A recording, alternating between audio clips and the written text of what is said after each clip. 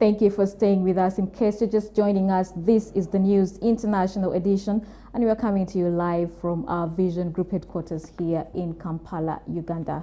Now, international support for Ukraine will be for as long as it takes, U.S. Defense Secretary Lloyd Austin says as he opens a meeting in Germany with allies to discuss further support for Kyiv. International backing for Ukraine holds strong and true, U.S. Defense Secretary added as he opened the meeting in Germany with allies to support further support for Kyiv. On the eve of the talks gathering representatives from 50 countries, President Volodymyr Zelensky urged Western allies to send more fighter jets and long-range missiles to help repel Russian troops. Zelensky had put his requests directly to NATO Secretary General Jens Stoltenberg, who visited Kyiv before heading to the Ramstein air base for the meeting. U.S. Defense Secretary Lloyd Austin said Friday that international backing for Ukraine holds strong and true as he opened a meeting in Germany with allies to discuss further support for Kyiv. Ladies and gentlemen, more than a year later, Ukraine is still standing strong. And our support has not wavered. And I'm proud of the progress that we have made together. In total, the members of this contact group have provided more than $55 billion in security assistance for Ukraine. That's a tenfold increase since we first met. Zelensky had asked for NATO's help to overcome the reluctance of some member states in providing long-range rockets, modern fighter jets, and armored vehicles. Putin thought that he could easily topple Kyiv's democratically elected government. He thought that the wider world would let him get away with it.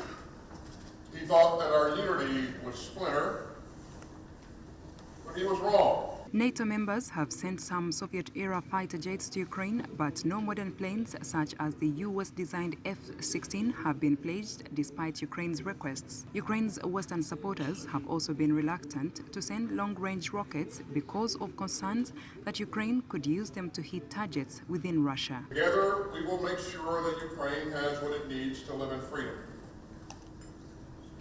Together, we will defend the rules-based international order that keeps us all secure. And together, we will support Ukraine for as long as it takes. Earlier in the week, Ukraine said it had received from allies the first shipment of Patriots, seen as one of the most advanced U.S. defense systems. Germany also delivered a promised Iris-T anti-air missile system. During Stoltenberg's visit to Kyiv, the NATO chief was also pressed on allowing Ukraine to join the alliance, but he stressed that that was not the immediate priority. Now, President Emmanuel Macron announces an increase in teachers' salaries as of the beginning of the school year, but he was once again challenged by local residents and hundreds of demonstrators opposed to the pension reform. In the run-up to his speech, police fired tear gas and hundreds of people shouted, "Macron, resign," and blowing whistles tried to advance towards the school. Some of them even threw eggs and tomatoes to the security. French police fired tear gas Thursday in a village in southern France to keep angry protesters away from President Emmanuel Macron, who was the target of chants and heckles for a second day over his unpopular pension reform. After facing hostile voters on Wednesday in eastern Alsace, the 45-year-old head of state traveled to the southern Herald region on Thursday to discuss education. D'abord, vous voyez qu'il y a une pluralité. First of all, you see that there is a plurality. There are people who are not happy. There are people who are calmer. There are people who are happy. So you need everything. And it's normal that anger is expressed. We must continue to move forward. There too, we will continue to move forward on the school project and continue to keep our commitments. And I think it's also important to show that we are reinvesting very strongly in our school, in our teachers. We are going to make progress, investments that are historic. We can also make them because we are taking decisions on other fronts which are courageous. And we cannot do these things if we do not make any decisions in life. Of course, if the demonstrators are ready to talk, I said if people are ready to talk, if people are just ready to throw things or to make noise, it's not worth it. So we will see.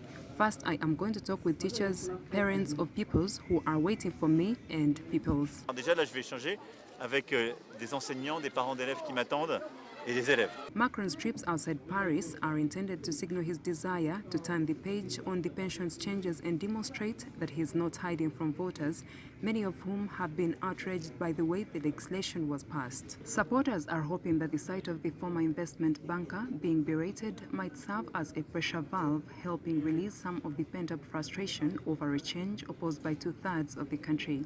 Mais au-delà de ça, moi je suis d'accord avec vous, il faut There will be an increase in pay at all career levels, including for those who are in the middle or three-quarters of their career. This means that the increase will be. It is extremely important, and there are some very good graphs that have been drawn up by the ministry. I was looking at that, but the increase will be for the core without any conditions between 100 and 230 euros per month, without doing an extra hour, without having an extra task or anything else, and that at all career levels.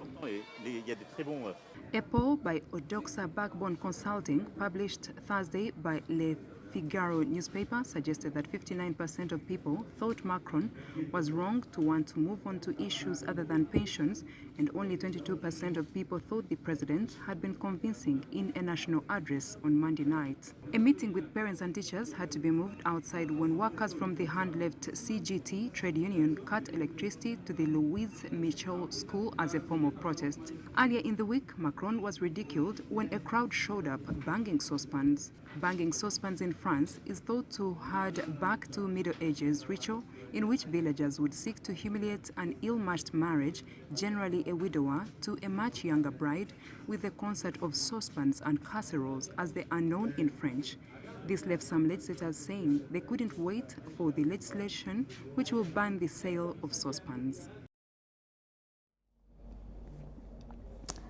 Now, Starship, the most powerful rocket ever built, exploded during its maiden flight on Thursday.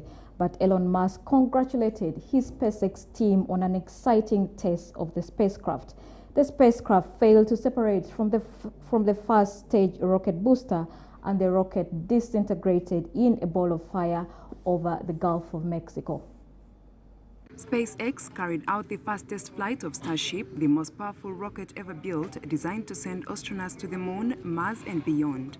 Thousands of space enthusiasts shared emotions after watching the test flight of SpaceX Starship, the most powerful rocket ever built, in Texas. Ramon Hamida, a cybersecurity engineer, described the feeling watching the takeoff. Actually got a little bit teary-eyed. You know, this is, when we were being told that this is the most powerful rocket to take off, and the minute it took off, you definitely felt it. You felt the power, you felt the noise. So very pleased, very good experience to have been here. The gigantic rocket successfully blasted off at 8:33 a.m. Central Time from Starbase, the private SpaceX spaceport in Boca Chica, Texas. I just felt so blessed just looking at it, and I cried. I totally cried, and it was just amazing. It was an amazing feeling. That's the first time I've seen it. I've seen it on TV, but this is the first time I seen it in person. It was so awesome. It was the greatest feeling ever, and I'm happy to be an American. Even if the rocket exploded minutes into the uncrewed flight, Elon Musk congratulated his SpaceX team on an exciting test of the spacecraft. It was amazing. I've been watching these on YouTube for about 8 years now, and to see my first one in person was just, I had tears running down my face, yes. Anne Samuel, one of the revelers and a retiree, had many congratulations for Elon Musk, owner of SpaceX. What I think is that Elon is the man of the century. He's relentless. He's great inspiration for all young people who are interested in technology. And I'm so proud that he came to the United States to do his work. I was excited. I mean, I've seen a lot of launches, but this one was special. I mean, I actually got a little shaky right before it launched. It's quite incredible that it did as well as it did. I'm not sure what the outcome of the whole flight was, but it was definitely incredible. Starship is a super heavy lift launch vehicle under development by SpaceX at 390 feet in height, and with a lift-off mass of 5,000 metric tons. Starship is the largest and most powerful vehicle ever flown, and the first intended to be fully reusable. They almost feel like they're made out of foam. They're that light. As opposed to taking off and landing like an airplane, And that's because that can take off without needing the super heavy booster like we do need here on planet Earth. Now, as like we said before, it won't be returning anywhere.